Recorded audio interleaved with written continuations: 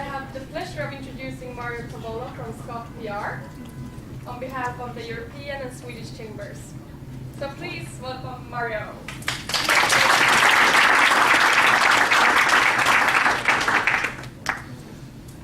Well, good evening, and thank you very much, Emma. Thank you to the European Chamber and the Swedish Chamber for arranging this lovely evening, which, by the way, is a dialogue. A gentleman and I were speaking earlier, and I said, this is a dialogue, because I don't pretend to be an expert. I said, I'm older. See the gray hair? And the older I get, the more I know, and the more you know, the more you know how little you know. Now, with that in mind, we explore tonight what's happening with China. What's really happening? Because actually what's happening on a daily basis are the little things that you all notice. And you dismiss them. And the reason that you dismiss them is because we're just too busy. So we dismiss them. Like the time that I was, during the time that my wife and I lived in Hainan Island, Sanya. By all means, a fourth-tier fishing village city, if you've ever been there. Love the beaches, like many tropical places. And I was standing in line at the Bank of China and looked to my left and saw a rather tattered-looking man. We know those tattered-looking people. And there he was, very plain, very tattered-looking. And I noticed his tattered nylon bag. Now, again, we're all busy having and enjoying and doing and being in our own lives. So we just don't think much more about it. I did. And that's how I ended up writing the book. That's the kind of thinking. I'm the person who, and even with clients, I want to notice what everybody else isn't noticing. And what I noticed was that he was holding this old tattered nylon bag, but it was really bulky. Now, if you've been here in China for more than a few years, you know and I know that that bag had $50,000 in it. You know? And you just have to, there's only one possible response to that. Yeah, that's the only possible response. But there's a second response. And the second response was for me to wonder, what's really going on here? In terms of the way human beings filter information, we filter information by positive or negative, or we filter information by rule versus exception. My father was an exception thinker. I'm an exception thinker. But sometimes I would tell the rule to my dad.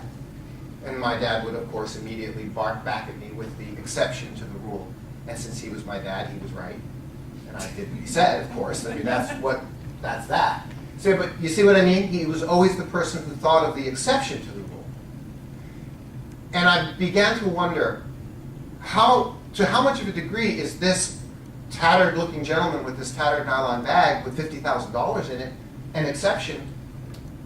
But wait a minute, maybe he's more of the rule. And how much is the case in that regard?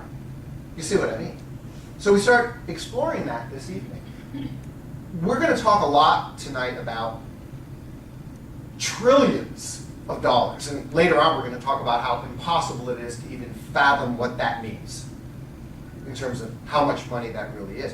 But you are now right away thinking, yes, we're going to talk about all the rich people in China because we're going to talk about trillions. And I want to make it very clear, that's exactly who we're not going to talk about tonight. I have absolutely no interest this evening to talk about the state of affairs of the ultra-wealthy people. We're here to talk tonight about trillions that's in the hands of the lower and middle classes. And how does that appear, and how does that characterize itself, and what does it mean for the future? Okay. We'll go back very, very quickly through some slides here in the front, which give us a macro picture first, because I need to set the stage, the idea of how I've approached this, but also the global macro stage. So before we talk about China, I want to give you a little bit more background in terms of myself and the global picture right now, and then we take a look at China. So very, very quickly, I just want you to know, I do this kind of work all of my life. Ever since I was 19 years old, I walked into a Toastmasters meeting and said, I want to be a professional speaker. Teach me. And that's what I did. And I was 19, and I'm 53 now, so that was a really, really long time ago. And I've never deviated from that business. I'm in the communications field for that many years, and to that degree, I know what I'm doing, we hope. Right? So I work with a lot of clients, but the point is not to look at the client list, but to notice the different sectors that they're in. So in other words, there are many of you here who are, for example, a high-level executive with one particular company in one particular industry. And if you've been in China for 10 or 14 years, like myself, it's fantastic, and I admire you for being in that position. But you may only be familiar with that one industry. You know, your view is more vertical, whereas I give communications coaching to clients. One is in electronics, one is in manufacturing, one is in oil and gas, another's in pharmaceutical and healthcare. And then I also do more creative work in the production industry. And so I've seen across all the sectors of China. So a very broad and diverse picture along the way, and I wanted to share that idea with you. So, you know, again, the things that I've done, more along the lines of entertainment, events, and media, which are industries that typical corporate executives don't get that well exposed to. Some of you may remember that 6 months ago or so, I was on TV a lot because I played Doolala's boss in the TV series Doolala. Great, wonderful. So I lived on a production set for 10 days. Believe me, that wasn't wonderful. It's not fun at all, okay? But when I do that, I don't bury my head in a novel while I'm waiting to shoot. Because you see, you wait 3 hours to shoot 1 minute. That's how that works. It's a nightmare in that regard. But I don't bury my head in a novel. I talk to the crew. I talk to the cameramen, and usually not the director, they're really busy. But the cameramen, the stage crew, the studio people, just to ask them what their business is like, what their industry is like, what do they do? And by the way, one of the things that is a characteristic of the film industry is whether you're a Chinese person as an extra at 100 RMB or a foreigner being paid 1,000 or 3,000 or 5,000 RMB for a day, everybody in that industry is paid cash. Interesting. And that's just that one industry. Okay. So, a little bit more about my approach. Let's notice together tonight what we weren't noticing before. And question generalizations, perceptions, especially about money and about human behavior. And then I want to offer my ode to Sherlock Holmes, because I really like the idea of a reasoned conclusion. I can reasonably deduce a reasonable conclusion. And we know the way Sherlock Holmes does that, right? So this is the whole idea. So we're not going deep into economic analysis this evening. We look at a lot of deductive reasoning and what's also popularly known by Robert Cialdini as a motivator and convincer as social proof. Okay, social proof. And again, our focus is on that rising lower and middle class of China. Okay, so let's have the big picture. Let's take a very quick look at the big picture. In general, Western economic and societal pressures are bearing down. The West is mature in its economic cycle that began 60, 100 years ago. Whereas the rise of Asia led by China, and I think that's the right way to phrase it, is young. It started 10 years ago. So this is a very important paradigm to notice. We can look at problems in the West and problems in China. We're not here to discuss those. Those aren't the topic this evening. And we can blame this and blame that and analyze this and analyze that. But in terms of being a very large overall macro influence, we have this very common economic cycle issue. One side of the world is matured, The other is fresh and rising. Okay? So there's timing. The IMF says China #1 in GDP by 2017, if they're not already there in truth. The United Nations and Goldman Sachs expect China's middle class to quadruple by 2020. Indira Nooyi, Pepsi's global CEO. The global economy will hit 210 trillion by 2040 with a 40% share in China. Robert Fogel, Nobel Prize winning economist, pretty much thinking the same thing. Today's world economy is $40 trillion.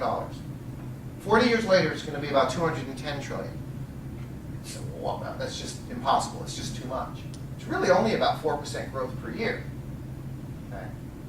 So, am I saying we're going to have ongoing inflation like we've had for the last 50, 60 years? Yeah, that seems likely.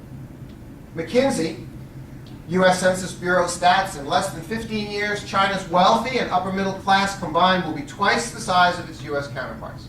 Very hard thing to fathom what that really means. Their Great Rebalancing Report, China households with mainstream income of 16 to 34,000 will rise from just 6% in 2010 to an estimated 15% now, that's my estimate, to 51% by 2020. That's only 6 years from now. Oops. I don't know. Was that mine? It was mine. You know why? Look at this.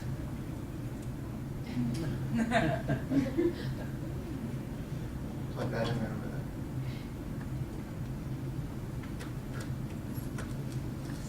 There we go. But now let's go more to the real world. And middle class spending. China's baby boom. China's baby boom. UBM is a worldwide exhibition company. They did the China Maternity Baby Exhibition out at the exhibition center next to the Cary Parkside. July 2012, it was the largest baby exhibition in the world. It had 100,000 square meters of floor space, and it had record attendance. So in other words, what happened was, all of China's people driving Ferraris and Mercedes went to that exhibition. No. You see? Yeah, you see what I mean? Who went to that exhibition? The middle class. The middle class. You see the point? Very, very real world indicative of where the demand is coming from. Most recent real world evidence. Apple's newest iPhone 5S Gold sold out in one day in mainland China and Hong Kong, and Apple asked suppliers to increase production 33%. I ask you again, so who bought all of the Apple 5S Golds? The people driving the Ferraris and the Lamborghinis and the Mercedes and the BMWs? I don't think so. I think they probably bought about 20% of them. Who bought 80% of them? The middle class, the rising middle class. Now, we can confidently say that really, really, really rich people don't go to the movies. Can we be okay with that? Who goes to the movies? We do. You know, I'm assuming there aren't any billionaires in the room. You know, I mean, they just, right? I mean, the majority of people who go to the movies. So we look at the administration of radio, film and, excuse me, television. We had US $2.7 billion in revenue in 2012. Please excuse me, which is up 40% from 2011. And now the first half of 2013 was already on track for $3.6 billion. Domestic movie ticket sales being up at 144%. And paying $10, $15 a ticket doesn't seem to be stopping it, which is really expensive to go to a movie. So again, I'm suggesting middle class spending. Interesting. Luxury auto sales. I'm trying to make a joke. So what? Luxury auto sales. Who cares? Well, because luxury auto sales. I mean, luxury cars are everywhere. It's amazing. Everywhere I turn, there's a Mercedes and a BMW. Nah, come on. Total sales were 536,000. BMW 182, Mercedes 98, Audi's #1 with 228. Mercedes is flat. They're having a little bit of a hard time against their competitors. BMW sales up 31% 2012, 2013. Yeah, see, that's the dialogue. That's the party line. Oh yeah, China's wealthy or so wealthy. Okay, yeah they are, but I don't know.